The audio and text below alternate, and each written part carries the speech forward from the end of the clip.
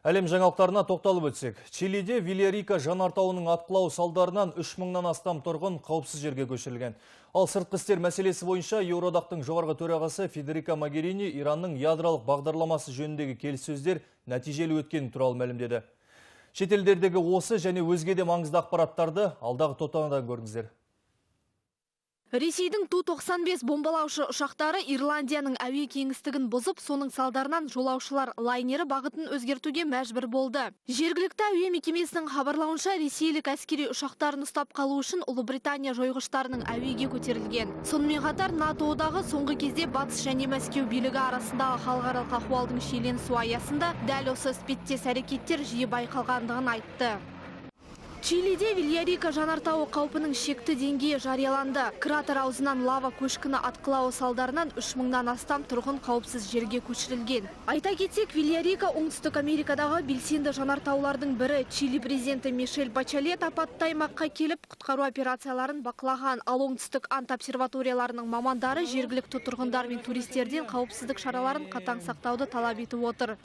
Бұл жолғы лаваның қопарылуы магма мен қардың қосылуынан пайда болды. Нәтижесінде көшкіннің жылдамдығы артуы мүмкін және лаваның қаншалықты көлемде атқылауы белгісіз.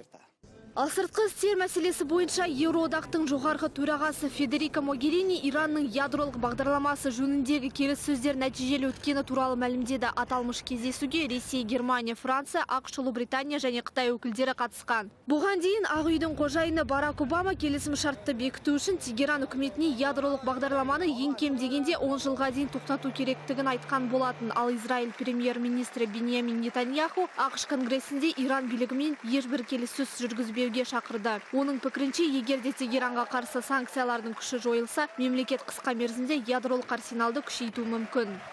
Біз Иранның ядролық бағдарламасы бейбіт мақсатпен жүзеге асырылатынына көз жеткізуіміз керек. Егерде бұл расталса, келісім аяқталғаннан кейін Тегеранға қарсы санкция жұмсарады.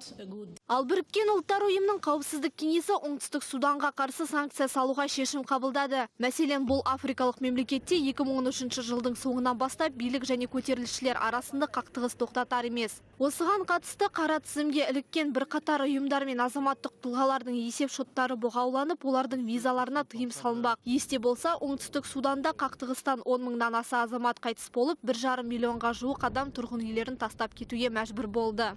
Зарина Файзуллина, Данияр Кулбаев, Қазақ Ньюс.